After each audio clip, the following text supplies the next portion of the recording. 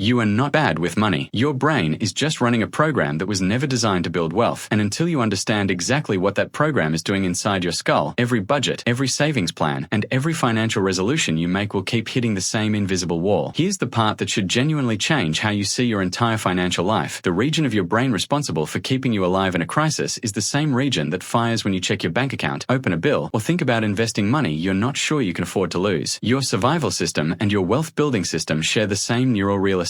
And when they compete, survival wins. Every single time. That's not weakness. That's neuroscience. You know the feeling. You sit down with genuine intention. Maybe it's a Sunday evening. You've told yourself this week is different. You're going to look at the numbers honestly, figure out where the money actually goes, maybe finally open that investment account you've been putting off for 8 months. And then something happens the moment you start. A kind of low-grade dread settles in. Your mind drifts. Suddenly, you're thinking about anything else. The laundry, a text you forgot to return, whether you need a snack. You close the laptop and tell yourself you'll do it tomorrow when you have more energy, more focus, a better headspace. But tomorrow feels exactly the same. And the week after that, the investment account stays unopened. The numbers stay unexamined. And somewhere underneath the procrastination, underneath the avoidance, there's a quiet voice that says maybe you're just not the kind of person who's good at this. Maybe some people are just wired differently when it comes to money. That voice is wrong, but it's pointing at something real. You're not avoiding money because you're irresponsible or undisciplined or somehow fundamentally broken. You're avoiding it because your brain has classified financial stress as a physical threat and it's responding accordingly. There is a documented neurological mechanism behind every instance of financial avoidance you have ever experienced. And once you see it clearly, it becomes something you can actually work with. Here's what's happening inside your brain when money stress shows up, and this is where brain wealth sabotage neuroscience gets genuinely fascinating. Your brain has two systems that matter here. The first is the amygdala, a small almond-shaped structure buried deep in your brain that acts as your threat detection system. Its entire job is to scan your environment for danger and trigger a response fast enough to keep you alive. It doesn't think, it reacts. The second system is the prefrontal cortex, the large region at the front of your brain responsible for planning, delayed gratification, logical reasoning, and long-term decision-making. Everything that wealth building actually requires lives here. Under normal conditions, these two systems work together. But neuroscientist and author of Your Money and Your Brain, Jason Zweig, along with decades of fMRI research in neuroeconomics, revealed something that changes how you should think about every financial decision you've ever made. When financial stress activates, and it doesn't take much, a dropping account balance, an unexpected bill, even just the anticipation of looking at your finances, the amygdala fires a signal so powerful that it functionally reduces activity in the prefrontal cortex. The part of your brain that can think long-term, evaluate risk rationally, and make patient decisions gets quieter exactly when you need it loudest. Researchers call this the amygdala hijack, a term first described by psychologist Daniel Goleman, drawing on the work of neuroscientist Joseph Ledoux. What it means in practical terms is that under financial stress, your brain stops operating from its most sophisticated region and starts operating from its most primitive one. The system that evolved to help you outrun a predator is now running your approach to compound interest. And those two problems require completely different neural responses. The amygdala doesn't know the difference between a tiger and a tax bill. It reads cortisol, the stress hormone, as a signal that survival is at stake. And when survival is at stake, the brain does three things. It narrows your focus to the immediate threat, it suppresses your capacity for abstract future thinking, and it drives you toward the fastest available relief. In a financial context, that means your brain under money stress literally cannot access the cognitive machinery needed to think about what your account balance will look like in 10 years. It can only think about right now. And right now, the fastest relief from financial anxiety is not looking at it. This is why neuroscience financial decisions so often defy logic. It's not that people don't know they should invest. It's that the brain state they're in when they think about investing is chemically and neurologically incompatible with the kind of thinking that investing requires. And here's where amygdala money fear translates directly into your bank account in ways that are specific, measurable, and almost certainly familiar. Think about the last time a market correction made the news. Doesn't matter which one. The moment financial media started using words like crash and crisis, cortisol spiked in millions of investors simultaneously. Fidelity analyzed investor behavior after market downturns and found something remarkable. The people who performed best over the long term were those who either forgot they had accounts or who checked them the least frequently. The investors who checked their portfolios most often during volatile periods made the most reactive decisions. They sold low. They locked in losses. Not because they were stupid, because they were human and their amygdala was running the show. This scales down to everyday decisions too. When you're living with chronic low-level financial stress, not a crisis, just the persistent background hum of not having enough cushion, your prefrontal cortex operates at a measurably reduced capacity. Economists Sendel Mullainathan and Eldar Shaffer quantified this in their research on scarcity cognition, finding that financial stress consumes the equivalent equivalent of roughly 13 IQ points of cognitive bandwidth. That's the difference between a good decision and a poor one. And it means that the people who most need clear financial thinking are operating with the least of it, not because of character, but because of cortisol. What this means for your actual money, that ignored investment account is costing you something real. If you're 30 years old and you delay starting a modest $200 monthly investment by just 5 years because financial avoidance keeps winning, the compounding loss over a 35-year period isn't 5 years of deposits. At an average 7% return, it's closer to $80,000. That's the dollar cost of an amygdala that never learned to distinguish between a threat to your life and a threat to your budget. So what do you actually do with this? Because understanding the mechanism is only useful if it changes something. The first shift is about changing when you engage with your finances, not how much willpower you bring to it. Call this the calm window. Your amygdala is most reactive when cortisol is already elevated, in the morning before your system has settled, after a stressful interaction, when you're hungry or tired. Research on decision-making quality consistently shows that the prefrontal cortex operates best in low arousal states. This means scheduling your financial reviews, account checks, budget work, investment decisions for specific windows when your nervous system is calm, not Sunday nights when the week ahead is pressing in. Try Saturday mid-morning after coffee and movement, when cortisol has naturally declined. The identical financial information lands completely differently in a regulated nervous system versus a stressed one. You're not changing your finances. You're changing which brain looks at them. The second shift uses what cognitive behavioral researchers call cognitive reappraisal to interrupt the amygdala's threat classification of financial information. Call this the label and lower technique. When financial anxiety activates, the moment you name what's happening, not the external situation but the internal state, you trigger the prefrontal cortex to re-engage. Neuroscientist Matthew Lieberman at UCLA showed that effect labeling, simply saying or writing "I feel anxious about this number" out loud or on paper, measurably reduces amygdala activation within seconds. It's not therapy, it's neurology. Before you open your banking app, before you look at your investment account, say out loud, "I notice my brain is treating this like a threat." It's not. That single act begins to reclassify the stimulus before the hijack can complete. The third shift addresses the brain's need for immediate relief by giving it a legitimate version. Call this the micro-proof method. The amygdala quiets when it receives evidence of safety, not promises of future safety, but actual current evidence. In financial terms, this means breaking every financial task down to its smallest possible first step and completing only that step. Not set up my investment account. That's too large, too abstract, too loaded. Instead, open the brokerage website tab. That's it. The completion of even a tiny concrete financial action delivers a genuine signal of agency to the nervous system, which begins to counter the amygdala's threat classification over time. Each micro-completion is a data point your brain stores as evidence that engaging with money is survivable. That is how the brain wired to be broke begins to rewire itself, not through discipline, but through accumulated proof. So let's go back to where we started. You are not bad with money, and you never were. What you've been living with is a brain that learned, very early,